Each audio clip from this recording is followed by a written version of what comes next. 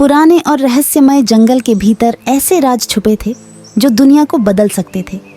गांव वाले जो जंगल के किनारे बसे थे ऐसी दुर्लभ जड़ी बूटियों की कहानियां सुनाते थे जो बीमारियों का इलाज कर सकती थीं, लेकिन डर के कारण कोई भी अंदर जाने की हिम्मत नहीं करता था। आस्था, एक लड़की, बाकी सबसे अलग थी। जब उसकी माँ गंभीर रूप से बीमार हो गई और कोई भी वैद्य इलाज नहीं कर सका तो आस्था ने खतरा उठाने और जंगल में जाने का फैसला किया। सुबह सुबह वह कहानियों की राह पकड़कर जंगल में दाखिल हुई। चारों ओर जीवन की आवाजें थीं, पक्षियों की चहचहाहट, पत्तों की सरसराहट और कहीं दूर झरने का शोर। आस्था ने हर पौधे को ध्यान से देखा, अपनी दादी से सुनी हुई बातें याद करते हुए। कई घंटों की तलाश के बाद उसे एक नीला चमचमाता हुआ फूल मिला जिसके चारों ओर जुगनू चमक रहे थे।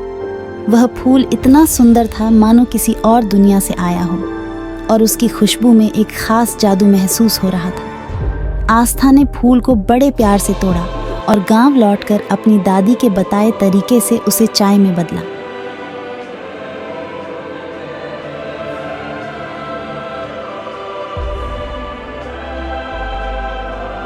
जब उसने वह चाय अपनी माँ को पिलाई तो कुछ घंटों में ही उसकी माँ का बुखार उतर गया और वह फिर से स्वस्थ हो गई। गांव के लोग हैरान रह गए और जंगल की चमत्कारी जड़ी बूटियों की खबर दूर दूर तक फैल गई। उस दिन के बाद आस्था ने अपनी जिंदगी जंगल के खजानों को खोजने और उनके माध्यम से दूसरों की मदद करने में समर्पित कर दी। जंगल आशा का प्रतीक बन गया, जो यह सिखाता था कि प्रकृति के उपहारों और उसके संतुलन का सम्मान करना जरूरी है।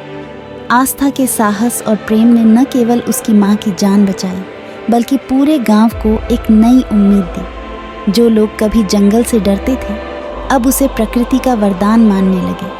समय के साथ आस्था ने उन जड़ी बूटियों के ज्ञान को एक किताब में लिख दिया ताकि आने वाली पीढ़ियां इस खजाने की अहमियत समझ सकें। जंगल बल्कि स्वस्थ जीवन का जरिया बना।